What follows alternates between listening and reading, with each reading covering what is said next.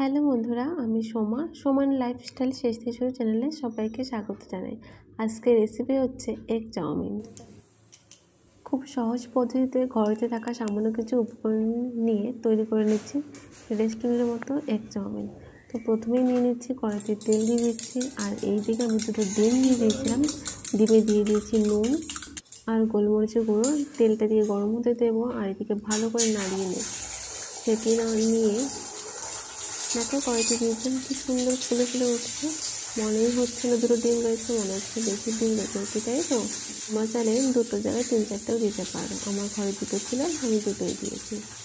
ভালো করে নাড়িয়ে নেব, খুব সুন্দর করে ভেজে নেব। খুব বেশি ভাজবো না, তবে হালকা একটু ভেজে নেব।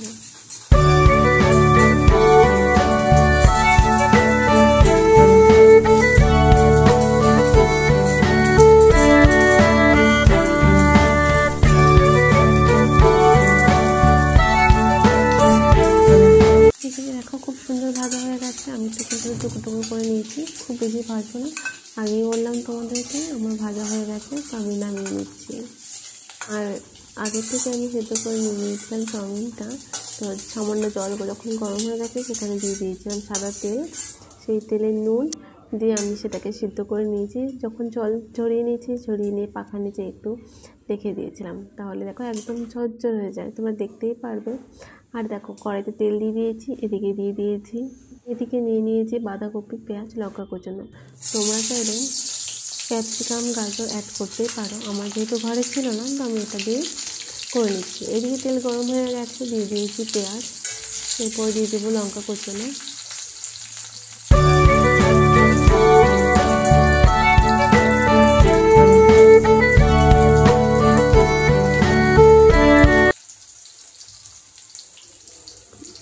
তারপর দিয়ে দিচ্ছি বাঁধাকপি। তবে এখানে একটা কথা বলছি, আমি সবাই একটু জেনে রাখবো, এটা কম আঁচে করা যাবে না, বেশি আঁচে করতে হবে। কেননা যদি কম আঁচে করবো তো বাঁধাকপি থেকে একটু জল ছেড়ে দেবে, তো খেতে সবজির মতো মনে হবে, যেটা আমাদের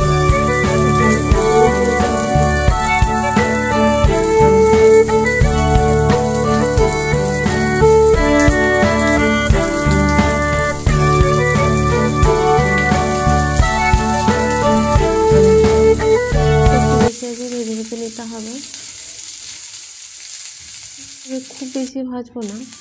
এদিকে আমি দিয়ে দিচ্ছি গোলমরিচের গুঁড়ো দিলে কিন্তু গন্ধ খুব সুন্দর আসে, খুব ভালো লাগে খেতে। তো তোমরা একবার ট্রাই করতে পারো।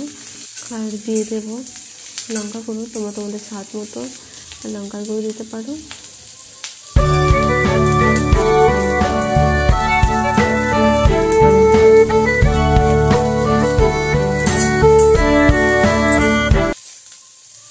লঙ্কার গুঁড়ো দিয়ে আবারও ভালো করে ভেজে নেব। আমার মনে হচ্ছে একটু ঝাল কম হয়ে যাবে, তাই আমি একটু কাঁচা লঙ্কা আবার দিয়ে দিলাম। দিয়ে দিচ্ছি চাউমিন। দেখো বন্ধুরা, চাউমিনটা একদম ঝরঝরে হয়ে গেছে। একটা সময় কোনোটাও গায়ে লেগেনি, খুব ভালো ঝরঝরে হয়ে গেছে। দেখতেই পাচ্ছি কত সুন্দর হয়ে গেছে।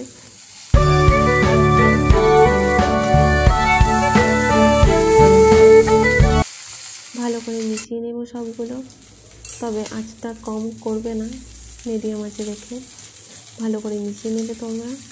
দেখো আমিও ভালো করে মিশিয়ে নিচ্ছি।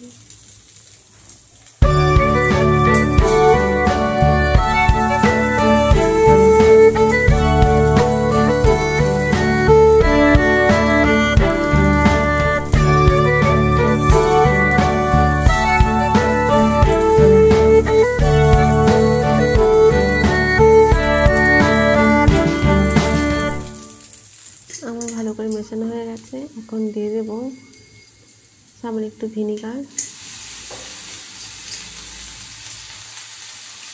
তার সঙ্গে দিয়ে দেবো সয়া সস দিলে কালারটা খুব সুন্দর আসে, খেতেও ভালো লাগে, খুব সুন্দর গন্ধও আসে, মধ্যে চলে আসে। দিয়ে দিচ্ছি সস, তার সঙ্গে দিয়ে দিচ্ছি আগে থেকে ভেজে রাখা ডিমগুলো। দিয়ে দেবো পরিমাণ মতো নুন।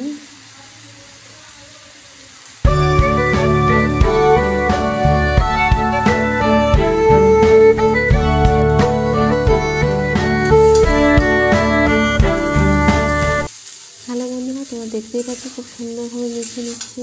সবগুলো ভালো করে না মেশালে কোনোটার গায়ে নুন লেগে থাকবে না, ভালো লাগবে না খেতে একেবারে। তো তোমরা সবাই খুব ভালো করে এগুলোকে মিশিয়ে নেবে, কোনোটার সঙ্গে যেন কোনোটা না লেগে যায়। খুব আলতোভাবে নেড়ে চেড়ে নেবে।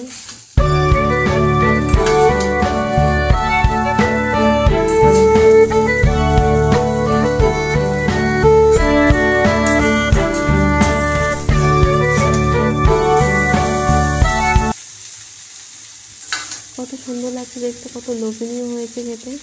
আর বিশ্বাস করো খেতে খুব বেশি ভালো হয়েছিল, অনেক বেশি খেতে ভালো হয়েছিল, মনেই হচ্ছিল না যে ঘরে বানানো। আমি দিয়ে দিচ্ছি শসা, দিয়ে দেবো টমেটো সস। দেখতেই পাচ্ছি, আমি ভাবছি আমি ভালো করে যখন বানিয়েছি তাহলে এটা দিয়ে নিই, একটু ভালো ফিল হবে যে বাইরে থেকে খাচ্ছি। দেখতেই পাচ্ছি কত সুন্দর হয়েছে, খেতেও কিন্তু খুব ভালো হয়েছিল। ঘরে তোমরা ট্রাই করতে পারো। ভিডিওটা ভালো লাগলে অবশ্যই লাইক কমেন্ট শেয়ার করে দিয়ে পাশে সাপোর্ট করো।